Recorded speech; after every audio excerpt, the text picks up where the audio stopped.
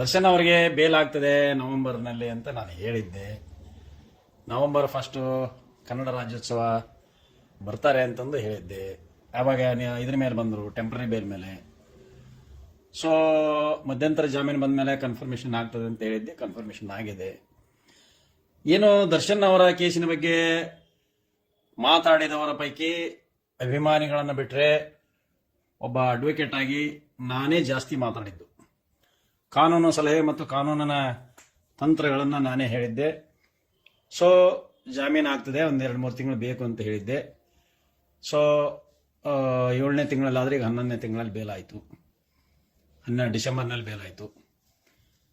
So ಈಗ ಒಂದು ಸಂಕಷ್ಟ ಜಾಮೀನು ಬಗೆಹರಿದಿದೆ. ಇನ್ನು ಕೇಸ್ ವಿಚಾರಣೆ ಸ್ಟಾರ್ಟ್ ಆಗ್ತದೆ. ಕೇಸ್ ವಿಚಾರಣೆ ಚಾಲುವಾಗಿ ಕೇಸಿನ ಒಂದು ನಡೀತದೆ. ಬಟ್ ದರ್ಶನ್ಗೆ ಹಾಗೂ ಇತರರಿಗೆ, ಪವಿತ್ರ ಗೌಡಗೆ ಬೇಲ್ ಆಗಿದ್ದು ನನಗೆ ಖುಷಿ ತಂದಿದೆ, ಸಂತೋಷ ಆಗಿದೆ. Bail is a rule. And also I am respecting the honourable judiciary, high court of Karnataka. ನ್ಯಾಯಾಂಗವನ್ನು ನಾನು ಗೌರವಿಸುತ್ತಾ, ನ್ಯಾಯದಾನ ಮಾಡುವಲ್ಲಿ ಸ್ವಲ್ಪ ವಿಳಂಬವಾದರೂ ಕೂಡ ನಮಗೆ ಅತಿ ವಿಶ್ವಾಸವಾದಂಥ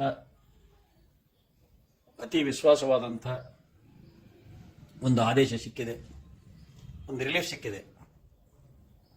ನಾನು ಗ್ರೌಂಡ್ಸನ್ನು ಹೇಳ್ತಾ ಇದ್ದೆ.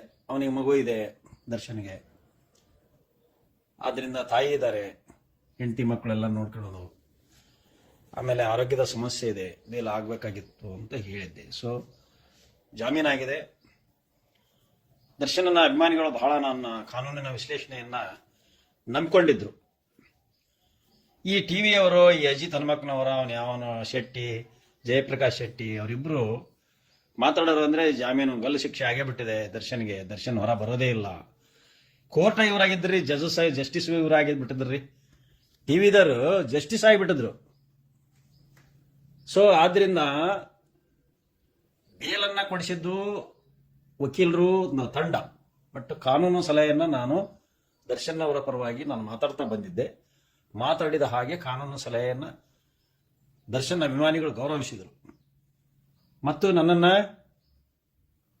ಇಲ್ಲಿ ಹೇಳಿದ್ರು ನೋಡ್ರಿ, ದರ್ಶನ್ ಬೇಲ್ ಕುರಿತು ನಿಮ್ಮ ಮಾತು ಸತ್ಯ ಆಯಿತು, ಅಲ್ಲು ಅರ್ಜುನ್ ಅವರಿಗೆ ಬೇಲ್ ಸಿಗಬಹುದಾ ಸರ್, ತಿಳಿಸಿಕೊಡಿ. ಸಿಗ್ತದೆ 1 ವೀಕ್ ಆರ್ 2 ವೀಕ್ನಲ್ಲಿ ಅಲ್ಲು ಅರ್ಜುನ್ಗೆ ಬೇಲ್ ಸಿಗ್ತದೆ. ಇಷ್ಟು ಸ್ಟ್ರಾಂಗ್ ಕೇಸ್ ಏನಲ್ಲ ಅದು. ಬಸವಣ್ಣಪ್ಪ ಬಸವಣ್ಣಿ ನೋಡ್ರಿ, ನೀವು ನೋಡ್ರಿ, ಒಬ್ರು ಯಾರು ವಿಜಯ್ ಮೈಲಾರನ್ನ ಇದರಲ್ಲಿ ಡೀಟೇಲ್ ಆಗಿ ಹೇಳಿದ್ದೀನಿ ನಾನು, ಎವಿಡೆನ್ಸ್ ಏನಾಗ್ತದೆ ಬೇಲು ಅಂತ. ಕೆಳಗಿನ ಕೋರ್ಟ್ನಲ್ಲಿ ಆಗಲ್ಲ, ಡಿಸ್ಟಿಕ್ ಕೋರ್ಟ್ನಲ್ಲಿ ಆಗಲ್ಲ, ಹೈಕೋರ್ಟ್ನಲ್ಲಿ ಬೇಲ್ ಆಗ್ತದೆ ಅಂತ ಹೇಳಿದ್ದೆ.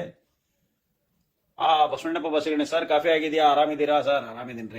ಆರಾಮಿದ್ದೀನಿ, ದರ್ಶನ್ ಬೇನಿಫಿಟ್ ಖುಷಿಯಾಗಿದೆ. ಇಷ್ಟಕ್ಕೆ ಲೈವ್ ಬಂದು ಹೇಳ್ಬೇಕಾಗಿತ್ತು. ಬಟ್ ದರ್ಶನ್ ಅಭಿಮಾನಿಗಳು ಬಹಳ ನನ್ನನ್ನು ಹಚ್ಚಿಕೊಂಡು ಬಹಳ ಪ್ರೀತಿಯಿಂದ ಮಾತಾಡಿಸಿದ್ರು. ಆದ್ರಿಂದ ಎಲ್ಲ ನನ್ನ ಅಭಿಮಾನಿ ದೇವರುಗಳಿಗೆ ನನ್ನ ನಮಸ್ಕಾರಗಳು. ಎಲ್ಲರೂ ಶಾಂತ ರೀತಿಯಿಂದ ವರ್ತನೆ ಮಾಡ್ರಿ, ಯಾರೋ ಕಾನೂನು ಕೈ ತಗೋಬೇಡ್ರಿ, ಚರ್ಚೆ ಮಾಡ್ರಿ. ಸುಮ್ಮನೆ ಯಾಕೆ ದ್ವೇಷ ಕಟ್ಟಿಕೊಂಡು ಮಾಡೋದು, ಅದು ಒಳ್ಳೇದಲ್ಲ. ಕಾರಣ ಏನು, ಅವಿರತವಾಗಿ ಡಿವಾಸ್ ಅಭಿಮಾನಿಗಳು ಆದಷ್ಟು ಸಂತೋಷ ಆಗಿದ್ದಾರೆ.